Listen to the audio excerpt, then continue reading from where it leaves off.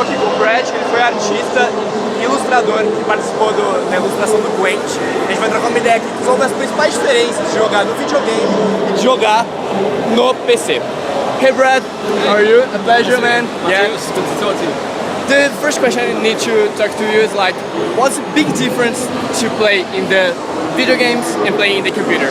Oh, so when we released Wild Hunt, we got so many emails and letters and Twitter messages from fans who wanted to see a standalone version and wanted to be able to play multiplayer with their friends. So when that happened, we listened and we started working on it because it was overwhelming, really, like how many people. And so we started work on it, and since then we've just been trying to make it work as best we can for multiplayer. So that's a lot of changes to balancing, to card skills, adding depth. So if players have played Witcher 3, they're still going to be familiar with the basic mechanics. The game's still the same, but we've added a lot more depth. We've made it more balanced and competitive. So players who played it before are going to have a lot of fun with it. Players who haven't heard of the game or are new to it, it's a really fun card game. Really fun. You need to talk about the main characters. The main characters, they are changed.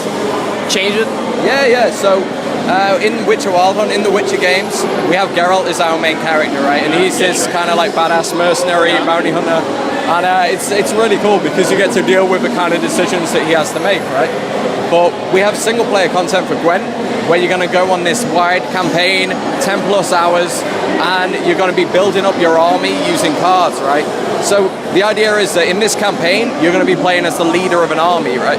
So you have to make very different kind of decisions in that role. Way bigger decisions that have bigger, far-reaching consequences. So it still has the same tone of the games that we brought out before. It's still the same world. You're going to see familiar characters, but we want to introduce players to new characters and to new stories that have existed in the Witcher world that we want to tell. And I played, and I know that like Yennefer, her hating is like low, it's like full. Yeah. And why did you choose to do this different? Yeah, I mean, there's a lot of changes for balance reasons to the cards, really. So in Wild Hunt, it was about making you as powerful as possible over time. So by the time you're level 30 with Geralt and you've got an awesome sword and an awesome armor, you've also got like a level 30 Gwent deck, so you're just destroying everyone at Gwent. But what we want to do with the multiplayer is keep it super balanced. So that means that some characters will have higher strength value, but maybe they won't have any special skills.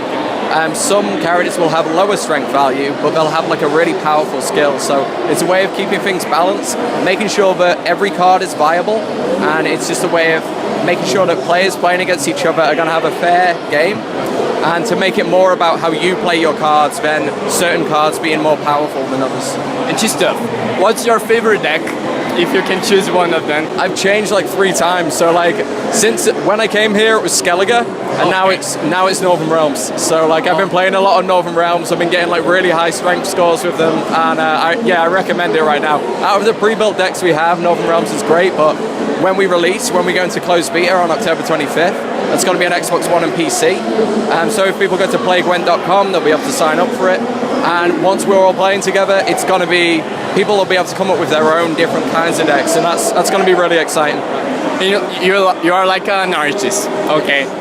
What were your inspirations to do the art of the cards? So many, really. I mean, the art style we have for the single player and a lot of what we have for multiplayer is it's very kind of comic book style, which is awesome for me because I love comic books. I love this art style, and it's actually perfect for the kind of stories we're trying to tell and the kind of game that we're making. So a lot of cool inspirations from like comic books and things like that, and we're also doing some quite experimental things with animation. So there's a lot of different draws of inspiration. It's really cool. Oh, nice, man. And like there are characters of the other games that didn't exist in the Witcher 3 Gwent that you put in this. Yeah, but we've introduced new characters. We've introduced characters which were talked about, some legends from sort of mythology, and we've introduced new characters that we've come up with that we feel like fit in this world. They're the type of characters that you're going to see pop up in our single player campaigns. So yeah, we've got the existing characters that people love, and what's really great about that is we can draw from those characters to come up with really interesting skills for the cards that suit that character. So For example, we have a Geralt. We have different versions of Geralt, of the Witcher, and one of them is a Geralt Igni. So Geralt has these different magic signs that he can use, and one of them is Igni. So we have a Geralt Igni card which will scorch the melee row and remove frost, and basically it's an idea that comes from the character, and it also works as a really cool skill. So if you're familiar with the characters, you're going to get a kick out of some of the card skills, but even if you're not, if you're new to the Witcher world, you're just going to have fun with these really, really cool skills. Yeah. And what are you planning for the future of Gwent? Sorry? What are you planning for the future of Gwent? Oh, so much really. Like, it's long-term support. We're going to be introducing more single-player campaigns, more factions, more game modes, new cards. It's really long-term for us, and we've got amazing ideas, but right now we're just focusing on making it super fun and super balanced for October 25th. Very nice, Brian. Thank you a lot to talk with us. Thanks, Matheus. See you next. Yeah, thank you.